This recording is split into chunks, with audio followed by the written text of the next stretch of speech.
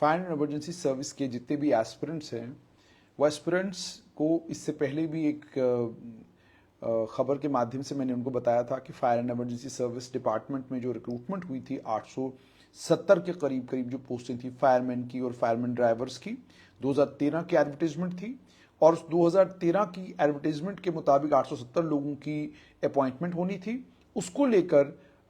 जब नौजवानों ने एस्पिरेंट्स ने हंगामा किया और उन लोगों ने ये कहा कि इसमें स्कैम हुआ है, बहुत बड़े पैमाने पर धांधली और बेईमानी हुई है, उसके बाद जम्मू कश्मीर की सरकार ने एक 3 मेंबर का पैनल कॉन्स्टिट्यूट किया था जिसे ये जिम्मेदारी दी थी कि आप ये मालूम करें कि जो आरोप लगाए जा रहे हैं इस रिक्रूटमेंट में क्या वो तथ्यों के आधार पर हैं। और ये भी आपको याद होगा कि दिसंबर 12, 2022 की बात है ये, जब जम्मू कश्मीर की सरकार ने एक 3 मेंबर की कमेटी बनाई थी, इसको ये जिम्मेदारी सौंपी थी कि आप इरेगुलरिटीज को देखें जो फायर एंड इमरजेंसी डिपार्टमेंट में 2 साल पहले रिक्रूटमेंट हुई उसमें हुई है। उसके बाद आर के गोयल इस कमेटी के चेयरमैन थे। अब हालांकि वो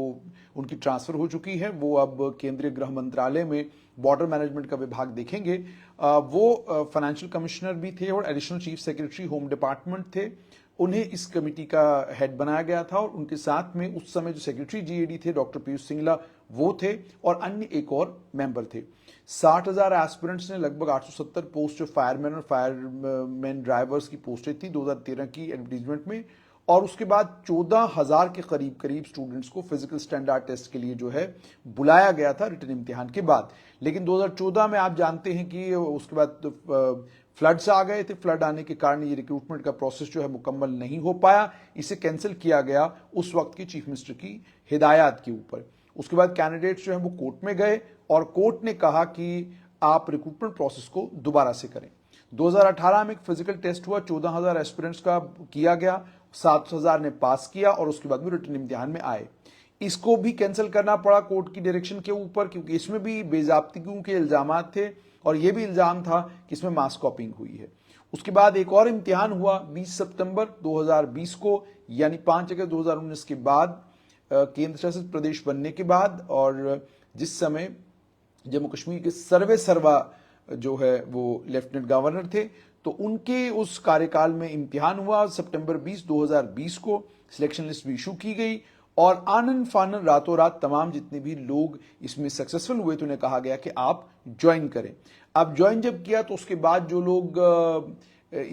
जो बाकी एस्पिरेंट्स थे उन्होंने आरोप लगाना शुरू किया कि भाई इसमें बेजाब्तगियां हुई हैं, एक एक परिवार से 4-4, 5-5 लोग सिलेक्ट हुए हैं, और वो बाज़ाब्ता सबूत लेकर आए। उन्होंने ये भी बताया, दिखाए वो सबूत, हमने भी मीडिया में अलग अलग रिपोर्टों के माध्यम से आप तक की बात पहुंचती रही, वो लोग भी दिखाते रहे कि देखिए जनाब कितनी बेजाब्तगियां, बेईमानियां और चोरियां इस इम्तिहान में हुई हैं। और उन्होंने फौरन कहा कि आप इस लिस्ट को कैंसिल करें और इसमें सीबीआई की जांच के आदेश दिए जाएं। लेकिन सरकार ने सीबीआई की जांच के आदेश देने से पहले आर के गोयल कमेटी को यह जिम्मेदारी सौंपी कि आप परतें खोलें और आप देखें कि क्या वाकई इसमें कोई बेईमानी हुई है। अब जो बिल्कुल मेरी जानकारी है उसके मुताबिक अगले 2 दिनों में फायर एंड इमरजेंसी सर्विस की रिक्रूटमेंट की जो रिपोर्ट है वो सरकार को सौंपी जाने वाली है। और सूत्र ये भी बता रहे हैं कि इस रिपोर्ट में भी गंभीर तौर पर, इस रिपोर्ट में भी बड़े पैमाने पर क्या कुछ फायर एंड इमरजेंसी सर्विस की रिक्रूटमेंट में हुआ है उसकी सारी की सारी जानकारी इस रिपोर्ट में दी गई है और बताया गया है कि किस तरीके से रिक्रूटमेंट हुई है, कहां पर कौन से फ्लॉज थे, किन फ्लॉज के चलते क्या कुछ इसमें सारी रिक्रूटमेंट में हुआ है और कौन लोग जिम्मेदार हैं, किन उन लोगों की जिम्मेदारी फिक्स कैसे की जाए, इन तमाम चीजों का उल्लेख इस रिपोर्ट में किया गया है। सूत्र ये भी बता रहे हैं कि इस रिपोर्ट को जब सरकार को सौंपा जाएगा उसके बाद देखना यह होगा कि सरकार इस रिपोर्ट को लेकर क्या करती है, क्योंकि जो लोग इस रिपोर्ट के जो लोग इस रिक्रूटमेंट में सिलेक्ट हुए हैं उन्हें नौकरी करते हुए मुझे लगता है साल हो चुका है। तो जाहिर सी बात है जब 2 साल पुरानी कहानी है और अब अगर इस सारे सिलेक्शन प्रोसेस को कैंसिल कर दिया जाता है या स्क्रैप कर दिया जाता है वो तो सरकार जाने की सरकार ने क्या करना है। लेकिन अगर ऐसा कुछ भी होता है तो उससे जाहिर सी बात है एक और भवंडर, एक और बवाल जो है वो जम्मू कश्मीर में उस समय शुरू हो जाएगा जिस समय जिन लोकसभा के चुनाव आने वाले हैं। तो फिलहाल खबर यही है कि अगले 1 या 2 दिनों के अंदर अंदर जम्मू कश्मीर की सरकार को ये कमेटी रिपोर्ट सौंपने जा रही है। रिपोर्ट में फायर एंड इमरजेंसी सर्विस की जो रिक्रूटमेंट हुई थी उस रिक्रूटमेंट की डिटेल इन डेप्थ इंक्वायरी करके इस कमेटी ने सरकार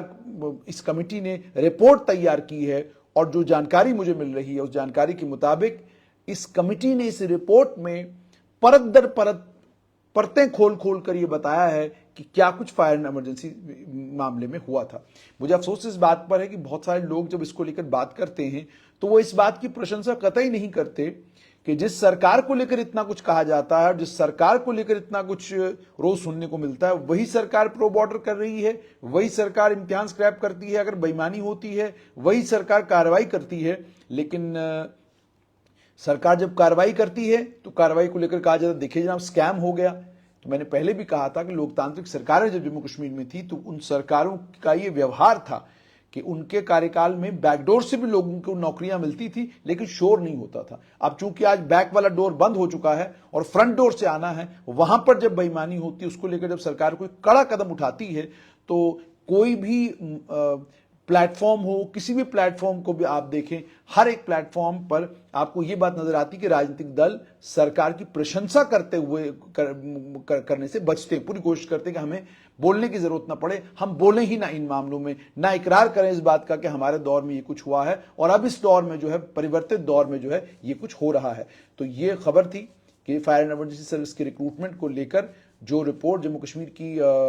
जो रिपोर्ट तैयार की थी कमेटी ने, जिस कमेटी के सर्वे सरवार राजकुमार गोयल जो एडिशनल चीफ सेक्रेटरी होम थे, उन्होंने बेसिकली उनकी अध्यक्षता में इस कमेटी ने काम किया। फाइनली अब ये रिपोर्ट तैयार है और सरकार को अगले 2 दिनों में सौंपी जा रही है।